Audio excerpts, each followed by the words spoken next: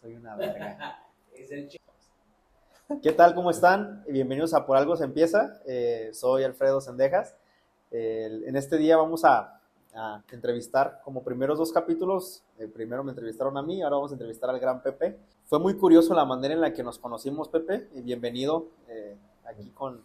Vamos a estar ahora muy seguido hablando. Muchas gracias. Pero fue muy curiosa la manera en la que nos conocimos porque los dos ya habíamos escuchado uno de otro. Ok. Muchísimo. Y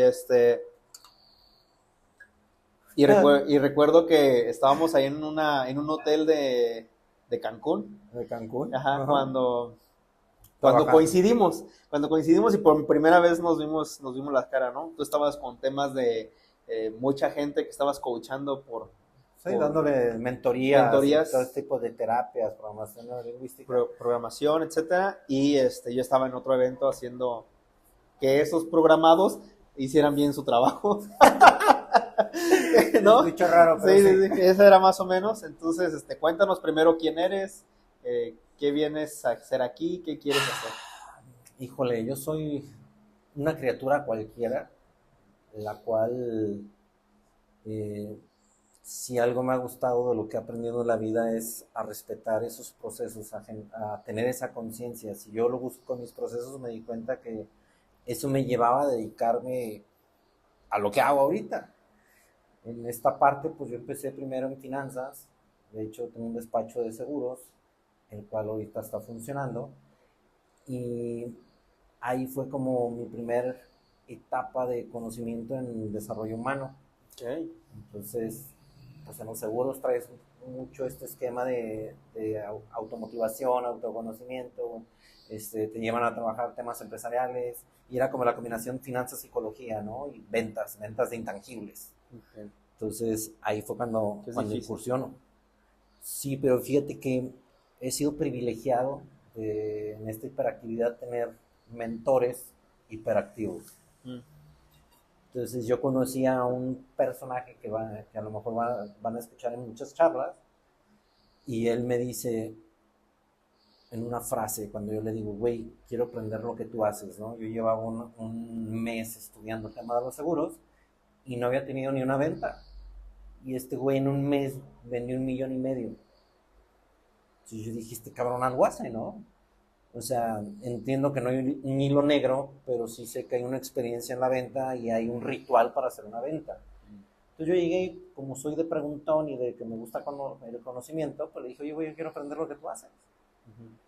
Y su primera frase que se me marcó fue, hermano, cuando domines los intangibles, dominarás el mundo. Y dije, perro. Así fue. Entonces, pues en ese momento yo estaba chavo y me lo cuestionaba, ¿no? Cuando domines los intangibles, dominarás el mundo. Y yo dije, ¿a qué se refiere este güey? ¿Qué es un intangible? ¿Qué es esto, no? Pues casualmente nadie amanece queriendo comprar un seguro. No. Al igual que nadie amanece queriendo comprar un terreno. Okay. Nadie amanece queriendo comprar un libro. Entonces empecé a profundizar un poquito más y era esa experiencia, ese valor agregado, esa necesidad que cubre. Y ahí empiezo esta nueva modalidad de Pepe, ¿no? O sea, el apasionado por el conocimiento, apasionado por el desarrollo, apasionado por los procesos. Y eso me considero un apasionado de la vida, que le gusta concientizar procesos, que le gusta desarrollar, que le gusta eso por algo, y tú mismo me lo dijiste en un momento de nuestra etapa laboral. Lo que tú haces no podemos llamar psicología, lo que tú haces no podemos llamar terapia. No sé qué haces, pero funciona, güey. Pero funciona, sí, me acuerdo. Y cabe resaltar que en ese momento a mí no me gustaba nada que tuviera que ver con psicología ni con el bienestar psicológico propio, y Pepe fue el que me dijo, a ver, recuerdo el circulito de los 360 y cómo andamos en estos temas. Exactamente. Y yo, ¿Por qué? Porque también me di cuenta de eso. O sea, si tú en tu espacio, en tu zona segura, en tu 360, hay un hueco, hay una apertura, hay algo que no está funcionando, estás incompleto. Entonces, no generas un equilibrio y si te cargas hacia un lado, te sales de tu espacio. Okay. Entonces ahí es cuando luego decimos filosóficamente, ¿no? ¿En qué momento lo perdimos? Claro. ¿En qué momento se perdió en el camino? ¿En qué momento se va a la compra compulsiva? ¿En qué momento se va a las drogas? ¿En qué momento se va a, pues ahora sí a lo que decimos, llenar vacíos o lo que sea? Muchas veces no se dan cuenta. Digo, aquí siempre aclaro, es funcionar o no funcionar. Lo que a mí me funciona, a ti no te funciona. ¿Por qué? Porque tenemos diferentes gustos, tenemos diferentes hobbies, somos buenos para diferentes cosas y no me vas a dejar mentir. Yo no obligo en un proceso a que hagan lo que yo quiero. Yo más bien es con tus aptitudes, con tus virtudes, con lo que tú haces y eres, busco desarrollar tu mayor potencial y que se pueda hacer un equilibrio en el equipo. Okay. Para que puedan expandirse y puedan crecer y ya y llámale a lo que me metan al lugar, ¿no? A vender más o a hacer una estructura sólida o inclusive a reestructurar procesos y ver cómo podemos sintetizar. Entonces, ¿eres psicólogo? También estudié psicología. ¿Estudias psicología? ¿Pero estudiaste primero finanzas? ¿O qué? Estudié primero finanzas. Ah, ok. Luego psicología, pero no me gusta decir que soy psicólogo porque eso nos etiqueta en un protocolo. Ok. Entonces, por eso es la parte creativa de tener tu propio arsenal de herramientas para ayudar a las personas. Okay. Exacto. Entonces, si yo digo, soy psicólogo, creen que nomás es un análisis, ¿no? Ajá. Entonces, no se trata de eso, se trata de potencializar y obviamente hay un perfil en mi cabeza de la persona. Si ya veo que hay una patología y que necesita algo específico, yo lo derivo a alguien que va a ayudar a esa persona a eso en específico. Ok. Entonces también soy selectivo en mi área laboral. Digo, no, o sea, yo no me siento ese Dios todopoderoso que puede con todo, ¿verdad? No, pero creo que en algún momento escuché el tema de que en el mundo se requieren más todólogos que especialistas. Porque pues, los especialistas tienen sus bondades, ¿no? Claro. Ellos te saben quitar el problema específico, el tema específico que traes encima y te van a ayudar muchísimo a eso. Pero el todólogo te dice qué especialista necesitas. O sea, un especialista siempre va a ver con su experiencia, con su trama, con su manera de ver, en su nivel, en su forma de ser, el problema. O sea, un matemático siempre va a intentar resolver las cosas matemáticas, un psicólogo siempre va a pensar que es una patología, claro. Un médico, etcétera, ¿no? Entonces, un todólogo te puede decir, esto suena a mate, esto suena a esto suena al otro. Yo te puedo orientar hacia dónde, pero no específicamente ayudarte en el problema, ¿no? Sí, claro, y muchas veces es el principal miedo de las personas, ¿no? Cuando llegan conmigo que de repente están perdidos, yo soy muy claro al decir cómo trabajo y le digo, si hay algo que yo no pueda trabajar, te lo voy a decir y te lo voy a derivar. Y de ahí más, cuando me llegan ya que tienen sus especialistas, yo les digo, mi trabajo no estropea el trabajo que están haciendo los demás. Claro. O sea, porque yo obviamente mi sistema pues tiene diferentes herramientas para poder encauzar a las personas. Okay. ¿Y de dónde salió, aparte, meterle lo de los caballos? Porque, en algún momento, yo ya fui a una sesión de caballos que están padrísimas, y tú todo lo uniste la parte que conoces de empresas, la parte de psicología, la parte de caballos y la parte de energía. ¿Cómo metiste todo eso en una sola? Fíjate que en el proceso, cuando yo estoy en o sea, todo tiene una raíz, ¿no? Ajá. Cuando yo empiezo esta parte de desarrollo humano y el tema de los seguros y empiezo a trabajar conmigo en esta parte de conciencia y respetar mis valores, lo que soy, porque ahora sí que en esta etapa, al darme cuenta que era diferente también a las otras personas o al promedio de las personas y sentirme como rechazado, y a lo mejor ellos no me lo decían como rechazado, ¿no? Pero al mismo tiempo de que yo no encajaba, pues eso era lo que yo estaba viviendo en ese punto. Siempre hubo algo que me decía, es que no estás mal, nomás no entiendes cómo funciona o no entiendes cómo canalizarlo. Entonces, a temprana edad yo tuve el honor de que mi familia es de pueblo. Mi familia siempre había tenido contacto con los animales, con la agricultura, en este caso con los caballos, borregos, gallinas, pues todo este tipo de cosas, ¿no? Como de la granjita. Y, y cuando tuve la peor etapa de la adolescencia, fue cuando yo entiendo que el caballo para mí me equilibraba, generaba como ese equilibrio en mí, que era cuando más desordenado estaba a nivel escolar, cuando más temas con la, pues ahora sí que con la dinámica de la escuela y de la autoridad, güey, pues era cuando más desmadre había, ¿no? Ajá. Tanto en mi casa como en la escuela. Okay. Y en el tema de amigos yo no tenía temas, porque siempre he sido como, he tenido esta etapa, bueno, esta polaridad, ¿no? De introvertido pero extrovertido. Entonces, generé buena sinergia con muchas personas.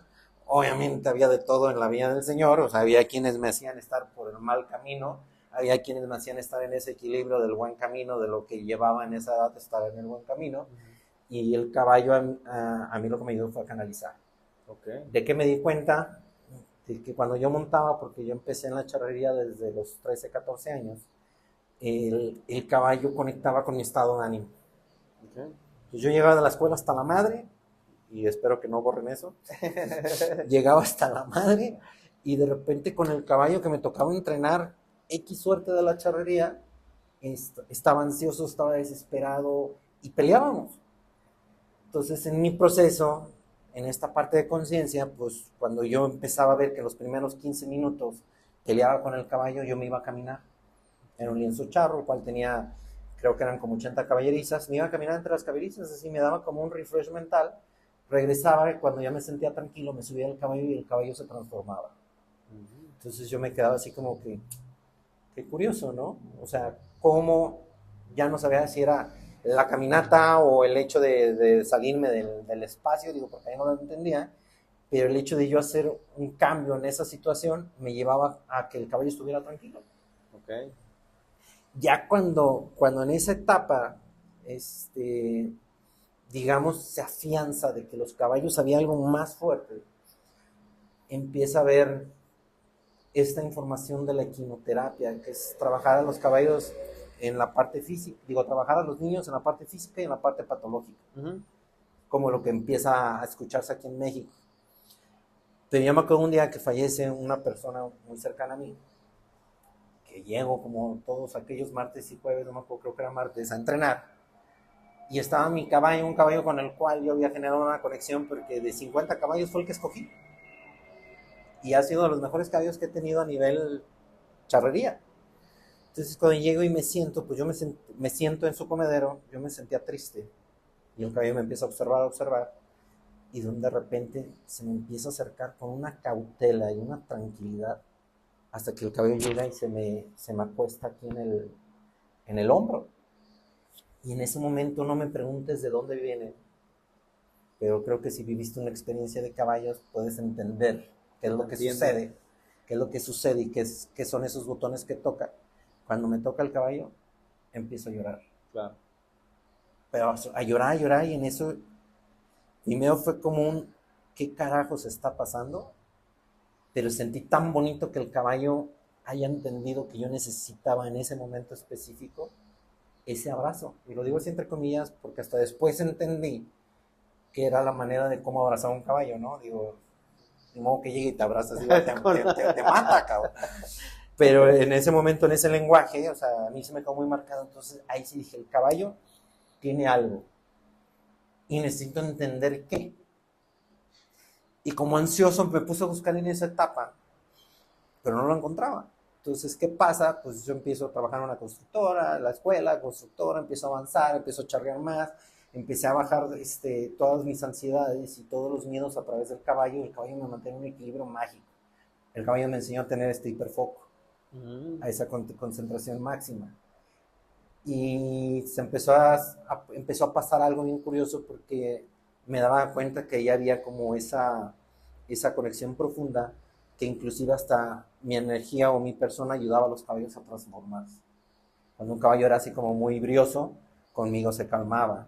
Cuando un caballo necesitaba subir la energía, conmigo lo exponenciaba. Okay.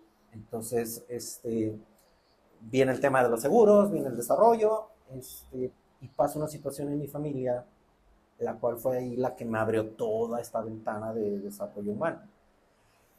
Viene el secuestro de mi padre, que fue pues un evento muy traumático, y eso fue así como que el par de aguas de la vida. Digo, bendito Dios, regresa, obviamente se vivieron un chorro de cosas, pero las secuelas que deja una vivencia de ese tipo fue la que me lleva ahora sí a profundizar más en mí. ¿Ya habías acabado la parte de economía, toda esta parte final? Sí, yo estaba trabajando. Okay. De hecho, muchísimas de las certificaciones que tengo y de lo que he hecho salieron de los seguros. Ok, previo a. Salieron de los seguros, y entonces yo ahí, bajita la mano, pues empecé con mi certificación de coaching de vida, con la certificación de coaching empresarial. En ese momento fue cuando empiezo a investigar el tema de los caballos, y doy con una certificación que está a nivel internacional, que la escuela se llama EGALA, que es la parte psicológica por medio de los caballos, y ya tiene, bueno, ahorita ya debe tener como unos 50 años. Okay. En aquellos momentos debía de tener unos 40 años, yo tengo en esto ya 12, 13 años trabajando así, primero por pasión, y luego ya el tiempo se fue llenando con esto que me gusta, y pues es mágico trabajar donde te gusta, ¿no? Y ahí sí, las bondades que tienes, conocer perfiles, nuevas historias. Luego me preguntan, ¿cómo sabes cuando un terapeuta, coach o lo que sea es exitoso? Pues por medio de las historias que viven, las personas que van con él. No es muchos creen que el éxito es el sentido monetario, pero pues dependiendo la perspectiva, ¿no? Sí, sí. Pero en esta figura que me ha tocado ser, te puedo decir que las historias que me ha tocado vivir y acompañar, pues tienen resultados mágicos, resultados muy bonitos, tanto a nivel familia, como empresas, como emprendimientos, y como ese 360 que es donde yo trabajo. Uh-huh. Entonces, ahí fue cuando viene también esta pequeña área, la cual me lleva a estudiar la parte energética. ¿Qué pasa después del secuestro? Pues viene este proceso de autoconocimiento y depuración personal, el cual también me genera un año depurando mi cuerpo, y un año duré enfermo, cada mes me enfermaba, ya sabes, gastritis, colitis, insomnios, gripas. Todo ese año fue así como un proceso de depuración. Cuando viene el corte contable, ahí fue donde yo me doy cuenta que no me iba a morir por algo en específico, sino por todo el medicamento que me metía. Claro. O sea, porque en la cantidad de lo que había gastado, pues me di cuenta que era bastante. Entonces dije, no, güey, o sea, algo debo de hacer para que no me esté enfermando cada rato. Entonces empiezo a estudiar biodescodificación, hago una certificación, yo soy maestro Reiki, que es esa curación a nivel energético. Viene también esta parte de programación neurolingüística y Theta Healing, que es como hablar con el tema inconsciente, ¿no? Okay. Entonces ya hay muchos se asustan, ¿no? Porque dicen, no, eso está prohibido, eso es brujería, no sé qué. Y ahí yo siempre les digo, no, güey, o sea, todo esto existe y hay fundamentos. Y yo me considero esa persona híbrida, ¿no? Que tiene la parte científica y la parte energética, y todos los caminos te llevan a donde mismo. ¿Y qué es lo que se busca? Tener paz y plenitud y poder expanderte, desarrollarte, tener resultados óptimos. Y para eso puedes necesitar cualquiera de esas herramientas. Claro. Entonces, cuando yo empiezo a ver todo eso y entiendo lo que el caballo hace, que ahí sí déjame decirte que el caballo trabaja 7 veces más rápido porque trabaja el inconsciente de la persona. Entonces, la persona muchas veces llega con estos miedos porque pues, ¿a quién le gusta estar expuesto? Sí, no. A nadie. Entonces, y menos como vato, o como hombre, pues obviamente llegar y exponerte, pues está cabrón, ¿no? No, y creo que cuando vas a esos eventos, te abres tanto en el círculo, ¿cómo se llama? En el contexto, en el medio, en el corral que hay ahí, ¿cómo se llama el corral? ¿Sí es un corral, no? Sí. Es un corral que se te hace bien normal a partir de ese momento abrirte, y a veces hasta a la gente les da miedo porque a partir de que yo empecé, de que fui a la terapia de los caballos, yo siempre he sido muy sincero, pero claro, no abierto a nivel sentimental. O sea, antes yo no les decía, en este momento me acabas de hacer sentir así. Claro. Eso jamás lo decía, y a partir de ese momento me estás haciendo sentir así. No me gusta, lo voy a dejar de lado, ¿no? Y creo que te da mucha seguridad. Okay. La terapia de decir, como hombre, que sentimos, nosotros no lloramos, nosotros no hacemos, nosotros no tenemos, nosotros no debemos, que sería la palabra correcta, te da la confianza de no, sí debemos, sí tenemos, sí sentimos, sí hacemos, sí todo, y es muy de los caballos. Totalmente, porque ahí te va, cuando entiendo eso, no hay nada más puro que un caballo. Tú dices, no, que los perros, que las mascotas, ojo, me gustan los perros, pero no me fascinan como el caballo. El caballo, al simple hecho de ser un animal de presa, es un animal que por naturaleza desconfía. Okay. Entonces, para que un caballo se sienta en confianza y se entregue a la persona es porque esa atmósfera es la mejor para él. Tranquilo. Exactamente. Entonces, no es lo mismo que pongamos una paca de alfalfa en un corral a que le pongamos a un perro un plato de croquetas. Si el caballo no conoce el espacio, ¿qué es lo primero que va a hacer? Va a dar una vuelta al corral para ver que no haya algo que le pueda hacer daño. Okay. El perro, ¿qué es lo que va a hacer? A comer. Va a ir directo a comer, güey. Y literal, se va a poner un atascón. Ya cuando el caballo entiende que no hay ese peligro, es cuando se entrega a lo que está haciendo, porque el caballo vive en el presente. A nivel cerebral, sensorial, el caballo es un animal que vive en el presente. Solo hay un estudio que te dice que hay un caballo que sí puede almacenar rencor. Por la capacidad cerebral que tiene, un caballo es un poquito más inteligente, pero así es la raza. De ahí más todos los caballos, ahora sí podemos decir, ya echando estadísticas, el 99% de los caballos solo viven en el presente. Entonces, ¿qué pasa? Cuando tengo esa vivencia, estudio, veo lenguaje, veo todo, me doy cuenta que el caballo conecta en el momento que tiene que conectar con la persona donde tiene que trabajar. Okay. Entonces, por eso la persona se siente tan cómoda, y mi manera de explicarlo es tu cuerpo tiene válvulas emocionales, las cuales se tapan, y lo más bonito es abrirlas y depurar. Entonces, cuando estás en una pista con estas criaturas y ves que están a lo mejor pastando y tú creyendo que están en la taruga, y cuando empezamos a platicar y empiezas a conectar con ellos y de repente se acercan en un punto en específico y ahí sientes que presiona ese botón y bota la emoción, pues tú te dejas ir como gordo en tobogán, porque no lo sentiste invasivo. Entonces mi chamba es ayudarte a transmutar la emoción de una manera digerible para que hagas conciencia y puedas utilizar esa herramienta en tu vida diaria. Okay.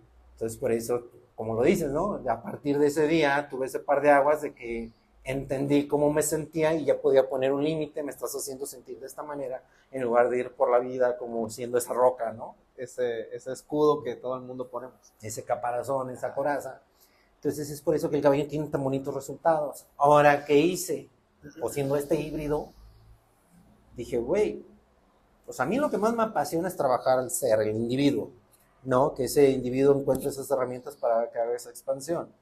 Pero dije, pero como tengo tanta energía y tú me comprendes de esta hiperactividad, dije, ¿cómo puedo llevar a otro nivel esto?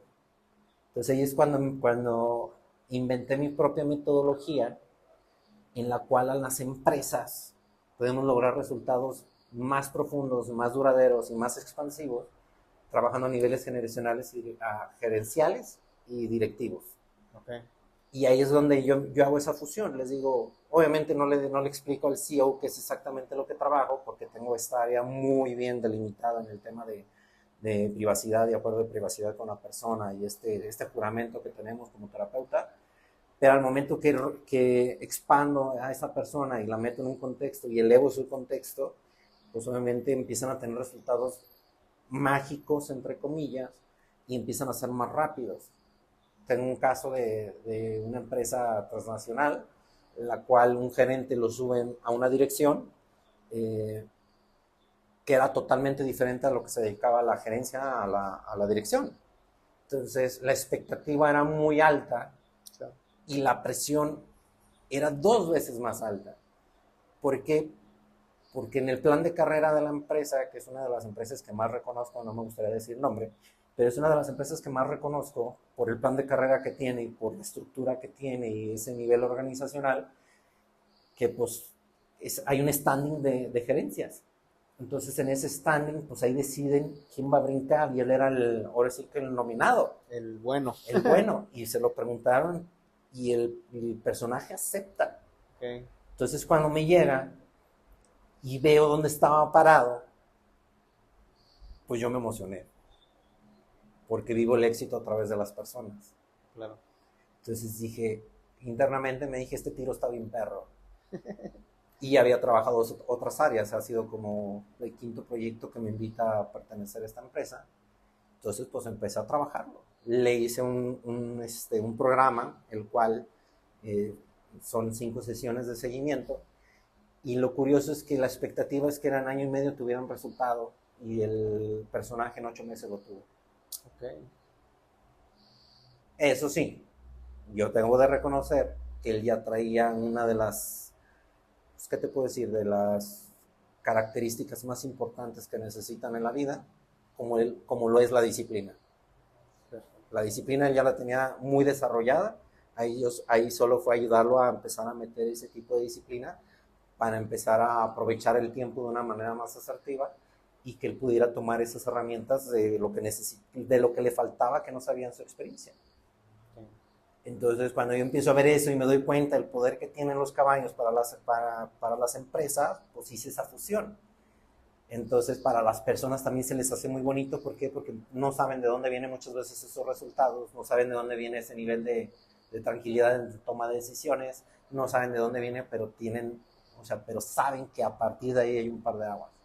Y también lo tengo que decir, digo, al principio cuando yo empecé, pues como esta parte que tengo del cerebral de medir todo a nivel por las estadísticas y financieramente, al principio yo pedía resúmenes a las personas que llegaban a este tipo de sesiones, y si yo alcanzaba a distinguir, porque en las sesiones que tú encuentres tu mecanismo de respuestas y generes esa conciencia y empieces a discernir qué es bueno y qué es malo para ti, qué te funciona y qué no te funciona, no es así como que yo te diga qué hacer.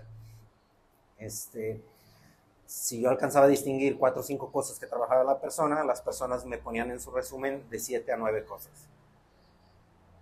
Entonces para mí era impresionante, porque inclusive me tuve que salir de muchos protocolos. En una certificación que tuve, nos decían improvisar es de novatos.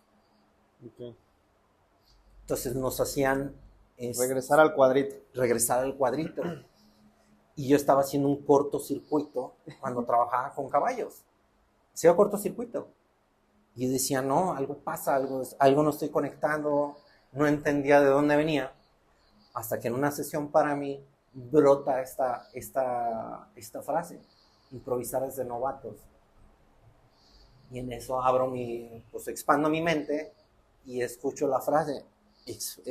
La frase era, improvisar o morir. Ok. Entonces cuando dije improvisar o morir, la escucho como a los 5 días de recibir esa sesión con una coach, una meta coach. Cuando entiendo de dónde viene ese anclaje de improvisar es de novatos, yo empiezo a hacer ciertas reestructuras internas como con esta conciencia, y cuando escucho la frase de improvisar o morir, cerré todos los protocolos. Dije, vamos a vivir una experiencia 100% improvisada. Okay. Y me tocó dar unos talleres a una empresa de ventas. Y no llegaba con presentaciones, no llegaba con apoyos, no llegaba con nada más que un papelito de este tamaño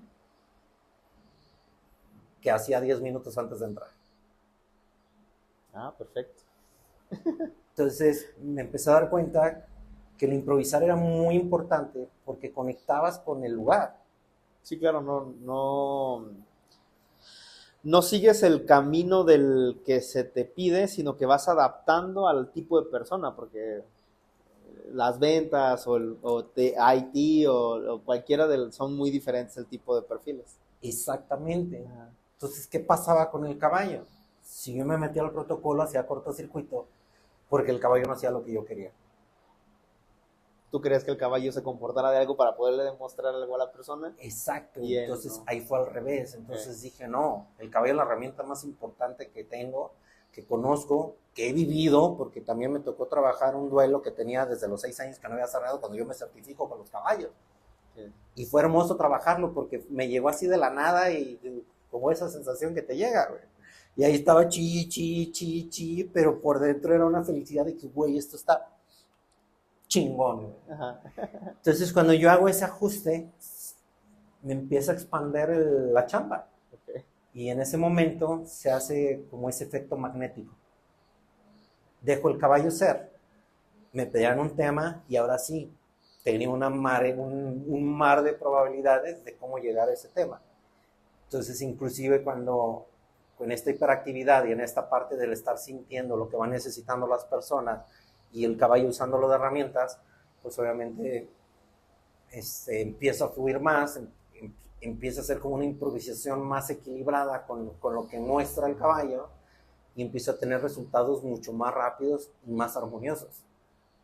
Y cuando me llegaban, porque yo soy muy de compartir lo que voy conociendo, ¿no? Cuando me llegaban colegas queriendo saber qué es lo que hacía y cómo lo hacía por lo que escuchaban, pues los invitaba y les dije, pues vamos metiendo una sesión y vamos viendo. Aquellos que estaban en el protocolo hacían cortocircuito. Okay. Me decían, es que ¿por qué cambiaste los ejercicios? Porque así lo pedía la situación. Claro. No porque, diríamos coloquialmente, no porque se me hincharon y quise hacerlo así. Así lo pedía la situación por esto. Y los caballos se comportaban de esta manera y sí, en el manual, en el lenguaje de los caballos, en este caso un equipo de trabajos y que estás metiendo una manada, pues obviamente los caballos van diciéndote cómo está equilibrado el equipo y en su lenguaje te van diciendo cuáles son los focos rojos, quiénes son los que trabajan individualmente y todo este tipo de cosas. Entonces ahí es donde yo aprovechaba y me dejaba ir como guardando tobogán. Al grado que vivía un presente infinito y de repente al final de las sesiones o de los talleres, la misma gente me decía, güey, estuvo increíble. Y si yo hacía como un examen de conciencia de lo que había pasado, no me acordaba de nada. Okay. Eso era lo curioso, o sea, yo me metía tanto y fluía y que pasaba y se daba el resultado, que sentía una satisfacción interna que no entendía de dónde venía, pero cuando me preguntaban cómo lo hiciste fue... Oh, justo, no sé. cuando yo empecé a hablar en público, digo, a mí me gusta mucho dar conferencias y justo como tú, decir lo que acabo de aprender, hacerlo público y que la gente lo entienda. A mí me gusta porque cuando vas y se lo enseñas a alguien de la universidad, cuando vas y se lo enseñas a gente que no está bien en el entendimiento, cada quien en su cabeza piensa algo diferente, claro, y hacen preguntas muy random. Claro. Y esas preguntas random a mí me ayudan mucho a comprender desde su punto de vista en lo que estoy bien o estoy mal en mi pensar. Es por eso que a mí me gusta mucho hablar en público. Pero me costó mucho ser consciente de lo que decía cuando me subía. Es horrible eso. Es horrible porque yo me subía con mi cuadrito, tu cuadrito mental, los steps que tenía que hacer para poder llegar al final de la presentación y poder hablar de esto. Y cuando me quedaba arriba, mi mente estaba en blanco y empezaba a improvisar absolutamente todo. Recuerdo que en algún momento en la universidad me decían que me soltaba y que empezaba a hablar como si estuviera hablando con un amigo, y empezaba a decir güey, y que ya se me acababa la formalidad en 3 minutos. O sea, yo llegaba muy formal de traje y en 3 minutos, ¡pum!, se acababa la formalidad y estaba hablando como cualquier persona normal. Entonces, pero cuando yo me bajaba, ya no me acordaba qué había dicho. Claro. Entonces no podía mejorarlo, jamás podía mejorarlo. Y empecé a grabar algunas sesiones que empecé a regalar y empecé a ver esas muletillas que tenía en ese momento, que ese tipo de cosas que me costaba mucho trabajo quitarlas y no las había cachado. O sea, si alguien me las decía, no, hombre, no es cierto, eso nunca me pasa. Pues imagínate lo que vivía, digo, tú entendiendo esta parte, sí, con el improvisar era de novatos. Claro. Cuando me tocaba dar una charla y que tenía que hacerlo perfecto, tal cual el manual, puta madre, o sea, era así como que era un estrés total. Y de entrada, o sea, abiertamente lo digo, a mí hablar en público me da miedo. Okay. O sea, me da miedo esa exposición. Que con el tiempo aprendí a manejarlo y tener herramientas y que no se note, porque luego también hay unas personas que son jueces bien rudos, ¿verdad? Que no se note, pues es otra cosa, ¿no? Porque al principio en una charla de miedos les digo eso, y me dicen, ay, tú, no te creo, si eres extrovertido, si llegas y te mueves como pez en el agua y X o Y, ¿no? Pero yo les digo, a ver, esto no fue de un día para otro. Claro. Tuve que entrar en ese proceso de irme venciendo a mí mismo para ir disfrutando lo que voy aprendiendo, lo que voy exponiendo y en donde me estoy moviendo. Entonces es tal cual eso, güey. O sea, empiezas a salirte de ese molde y empiezas a ser tú, que es lo más importante. Que cuando te conoces, entiendes que el ser perfecto es el ser auténtico. Ok. Ser perfecto es el ser auténtico. Y no estamos hablando de esa perfección que nos dice los libros, que nos dice el romance, que nos dice el Instagram, ese lifestyle. No, ser perfecto es ser auténtico. Y si la cagas, la vas a cagar. Y si tienes un acierto, lo vas a disfrutar. Y si el momento que la cagas te frustras, es parte de tu proceso. Pero aprendes de él y empiezas a reestructurar. Y empiezas a transmutar. Entonces ahí es donde luego me viene Nietzsche, que él hablaba de un superhombre. Y no era el ser perfecto, era aquella persona que podría transformar su cuadro de valores y propias reglas para ser perfectible. Okay. Entonces ya no entras en un molde, ya vas mejorándote a ti mismo, vas en tu camino, vas en tu espacio y alcanzas a distinguir lo que has avanzado. Y eso a mí el caballo fue mágico porque me ayudó en esos procesos que más podía decir que estaba viviendo en mayor obscuridad. Que también me he saltado un chorro de protocolos, te los puedo platicar. O sea, entre los terapeutas se dice que no puedes atender a personas cercanas. Entendí por qué, porque me tocó atender a personas cercanas. Un día le di una sesión a un hermano, la necesitaba y fue en un momento muy específico de su vida y te puedo decir que duré enfermo 3 días, güey. O sea, de la carga emocional y todo eso, pero una parte de mí que entregué, literal, como el caballo, porque fue con caballos, que entregué con amor incondicional, estaba extasiada a pesar de que duré 3 días con temperatura.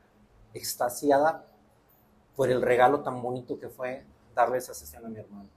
Okay. Obviamente todos mis colegas me enjuiciaban, me dijeron, estás demente, estás loco, lo que sea, y le dije, sí, así soy. Sí, porque al final entiendo muy bien esto de las personas cercanas y que no vayas a coaching con amigos y así. Punto número 1, creo que es esa figura que nosotros queremos poner ante nuestros hermanos en una sesión de terapia se acaba. Es completamente abierto y tuviste los huesos de tu hermano y pues es algo que decías, ok, yo sé que eres tú, pero no sabía qué tan eras tú, ¿no? Claro. Entonces, y lo entiendo perfectamente porque a veces dices, ay, jole, sí quiero ir a la terapia, pero no quiero ir a terapia con un amigo porque... Con X persona, ajá, porque va a conocer, me va a juzgar, ¿no? Me va... Sí, ese es el miedo más grande, ¿no? El que me juzgue, el desnudarme ante esa persona en mis zonas más oscuras, ¿no? Fíjate que sí, pero ahí ha estado bien chistoso. Digo, ya soy muy, muy precavido por el tema de cargarte con todas esas emociones y aprendí a poner reglas. Entonces, cuando una persona cercana llega y me pide ayuda, pues primero lo difiero, ¿no? Que sería dentro del cuadro más óptimo. Pero ha habido veces que esa persona me dice, no, güey, es que yo siento esa conexión contigo y quiero que tú me ayudes. Entonces ahí saco un mini pergamino así. Las letras chiquitas. Sí, las letras chiquitas. Y le digo que sí. Digo, va, nomás para que entendamos las reglas del juego. Y si tú quieres que yo te atienda en este proceso, te voy a decir lo que se tiene que hacer. Okay. Si tú estás de acuerdo con esto, le entramos. Y entre esas reglas está esa etapa o ese periodo, ni siquiera irnos a comer.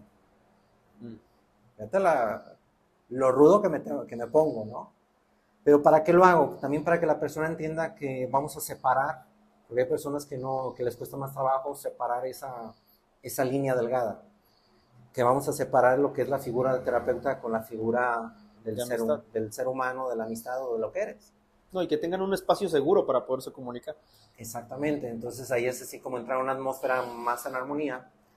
Y dicen muchos que soy un animal con el tema de trabajar las emociones, pero yo le digo que no, que yo soy muy armonioso porque tengo un lema que es disfrutar los procesos. Entonces yo aprendí a disfrutar mis procesos y cuando yo aprendí a llorar, aprendí a vivir mis enojos, aprendí a bajarle decibeles a esa autocrítica y a buscar esas zonas o esas ventanas de oportunidad que te ayudan a crecer. Pues entendí que también se podía vivirlo en armonía y en paz. Y para mí se empezó a hacer bien chingón, y pues sí, hay veces que de repente te dicen, no, es que qué pendejo, ¿no? Pero dices, no, a ver, ya la regaste, que puedes aprender sobre este proceso, dónde fue la pata que cogiste y qué fue lo más importante que dejaste de hacer. Y ahí vienen los límites, la falta de comunicación, el irte como gorda en tobogán por el rush de la adrenalina. Y ahí viene un chorro de cosas, digo, que ya cuando te vas conociendo vas entendiendo que parte de la situación que estás viviendo empiezan a alimentar. Okay. Entonces eso es lo que se me hace chistoso, y pues eso soy, o sea, a mí me dicen, luego me tiran carrilla, ¿no? El Walter Mercado de los caballos, así me dicen mis amigos charros, varoniles, machos. Luego me dicen las personas, es que tú hablas con los caballos, o como esa parte de ser el susurrador de caballos, y yo lo único que les digo es que soy un loco que busca darte herramientas y para que vivas la vida de una manera más plena. Ok. Pepe actual, cuando me tocó a mí mi charla, Alfredo actual es más el niño de hace, que yo te conté en algún momento, el niño de 9 años, de 8 años. Creo de la torta de milanesa. La torta de milanesa, ¿te acuerdas? Que me debes una. Sí, está bien. ¿Quién es el niño del Pepe actual? Híjole, el de 7 años. ¿El de 7? Sí. Okay. Esa criaturita, ese baby Pepe, ajá, era en ese momento yo creo que traía como más exponencial esa sensibilidad, ese querer, el tener conocimiento, el ayudar, el entregar algo a las personas, y entiendo que lo que vivió pues me llevó a ser lo que soy ahorita. Obviamente dejo que sea creativo, dejo que disfrute, dejo que, es más, a veces hasta abusa el cabrón de ser él, pues, pero es el que me mantiene vivo, me mantiene en esta etapa de creatividad y de fluir y disfrutar y estar a gusto y hacer lo que me gusta. Y pues sí, porque en esa parte del niño interior hay dos vertientes de la terapia, que unos dicen, no eres el niño, eres una persona traumada que quiere ver al niño, y está la otra vertiente que es que tú sigues siendo el niño, y sí, cuando lo dejas salir eres ese niño. Yo, por ejemplo, te digo, yo soy ese niño de 8 años que le maman las tortas de milanesa, y que todo quiere saber y que todo quiere cuestionar y crear y así. Entonces, es ese niño que yo dejé salir en algún momento, y que digo, es que en este momento que estoy armando mi impresora 3D y que bla, bla, bla, y que ahora estoy investigando y que todo eso es mi niño. Yo sé que soy yo de 8 años, feliz porque estoy haciendo algo que desde ese momento quise. Claro. La cafetería, yo quería ser panadero, bla, bla, bla, un montón de cosas que el niño quería hacer y que se las estoy cumpliendo. ¿Son traumas? No sé, pero ¿cuál es tu vertiente? ¿Sí son esos traumas que queremos sacar en ese momento, o si somos ese niño interno que está ahí esperando a salir? Híjole, aquí puedo decirte que es el yin y el yang. Okay. Creemos o nos hicieron creer que las cosas son polarizadas cuando realmente somos uno. O sea, ¿qué nos habla esta parte oriental del yin y el yang? Es que uno no puede vivir sin el otro. Exacto, entonces cuánta luz hay en tu sombra y cuánta sombra hay en tu luz. Pero todo eso entra en un equilibrio. Okay. ¿Sí me explico? Entonces, el tema de que lo polaricen es donde haces más cortocircuitos porque no entiendes que eres el mismo. Tú puedes ser una persona que se programó a ser culera. Sí, claro. A ser culera, y eres culero y todo. Pero tienes esa etapa o tienes esa área, porque me ha tocado conocer, y es lo que te digo, que es lo que me encanta de mi trabajo, y lo que honro mi trabajo, de tener tantos perfiles diferentes, y el por ser empático, ¿no? Y ayudarlos a que también sean compasivos consigo mismos. Que dentro de esa persona culera, de esas máscaras y todo, está esa luz. Y hay un área, aunque sea pequeñita, aunque sea así una mini ventanita, así milimétrica, que son bondadosos. Sí, claro. Y dejan de ser bondadosos al 100% porque el niño está dolido, y ahí es donde dices, no, pues es el niño traumado y que la chingada y que no sé qué. Pero cuando empiezo a estudiar estas 4 inteligencias, que sabemos que es la inteligencia intelectual, la emocional, la inteligencia pues, científica y todo este tipo de cosas, no puede haber inteligencia emocional si el niño no está sano. Fíjate lo loco, ¿eh? Y hay una frase de una tribu africana que dice que cuando el niño crece dolido, quema la tribu. Okay. Cuando el niño crece traumado, quema la familia. Sí, claro. Fíjate lo loco. Entonces, ¿a qué te dice eso? O sea, hay algo que en esta época moderna o esta dinámica occidental nos quita, que es introspectivos. Yo le llamo autoacecho. Estarte acechando a ti mismo de qué vas sintiendo, cómo te vas sintiendo, qué detonantes tienes en el día para poder mejorar. Entonces, si tú no estás introspectivo, pues ¿cuántas veces quemaste tu aldea? Que lo platicábamos antes de empezar a grabar. El estar viendo en qué me estoy equivocando constantemente, a veces parece como cansado para muchos decir, oye, ¿por qué siempre estoy contra mí? ¿Por qué siempre digo que estoy mal? ¿Por qué siempre quiero perfeccionarme? ¿O por qué siempre no puedo a veces hasta disfrutar la vida? Pero yin yang, o sea, si siempre nos dejamos llevar por nuestras emociones, subes de peso, drogas, te haces neurótico, te generas adicciones, generas traumas a tus hijos, etcétera. Si no haces una retrospectiva de lo que está mal, si no tienes ese ángel o alguien mismo que te diga que te estás equivocando, claro. Pues te vas hasta el fondo, llegas a las peores consecuencias. Totalmente, y fíjate que eso es lo que también comento, ¿no? En este mundo que te dice que te lleva a polarizarte. Digo, no, güey, eres el mismo. Pero si a tu niño lo tienes relajado, él tiene unas bondades impresionantes. Es por eso que el caballo es esa figura. Uh-huh. Entonces, ¿qué bondades tiene el tener un niño en contacto con su adulto? Creatividad infinita. 2, vivir en tu presente. Entonces, todo este tema de depresión y ansiedad lo empiezas a erradicar. Obviamente hay una disciplina para estarlo trabajando y estar en equilibrio. 3, capacidad de adaptación. ¿Cuántos adultos conoces que les cuestan trabajo los cambios, que es un estado de frustración? Cambiar de escuela, cambiar de casa, cambiar de trabajo. Pues cambian hasta el internet y ya se explotaron. Explotan y es un drama. Ajá. El niño te da esa capacidad de adaptación, la capacidad del perdón, la capacidad de que cualquier emoción es buena mientras la vivas. ¿Qué es lo que hacen? Digo, y aquí los quiero aclarar, nadie nace siendo papá. Claro. Digo, yo no tengo hijos, tengo sobrinos. Digo, en mi experiencia de 13 años he escuchado 1000 historias de papás y es un común denominador el que los papás sientan esa carga de que van a traumar a sus hijos.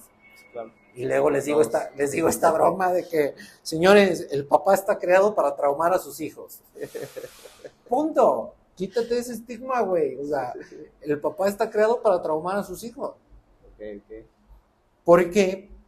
Porque es parte de la experiencia de lo que requieres vivir para que también aprendas. Y es donde vienen las frases de los abuelos, ¿no? Cuando tengas un hijo lo entenderás.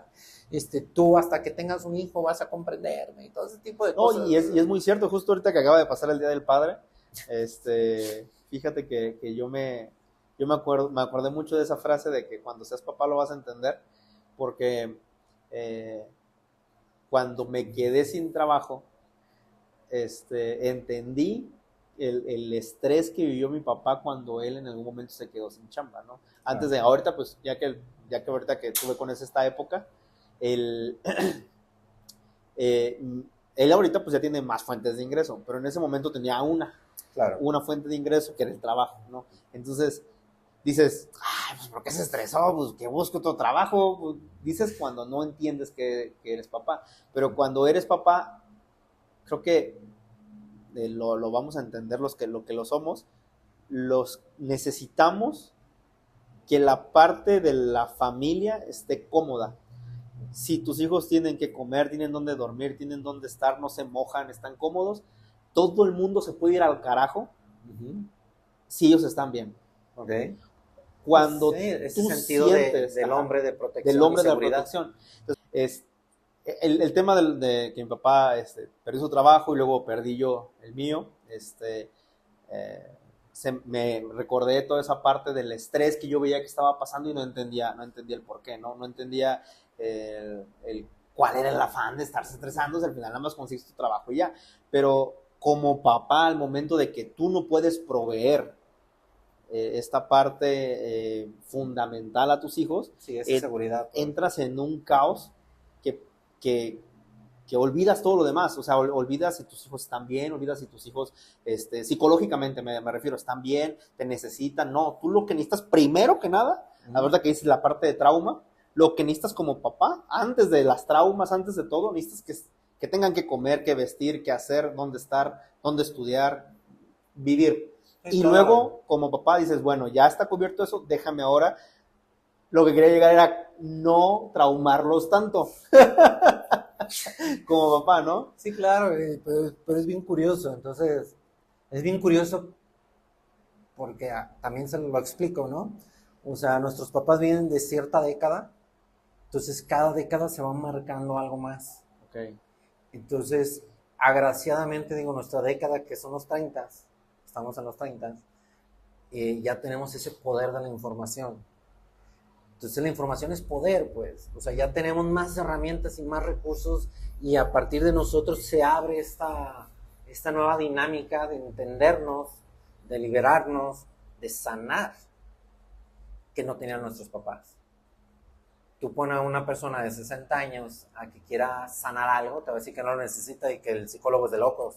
Claro.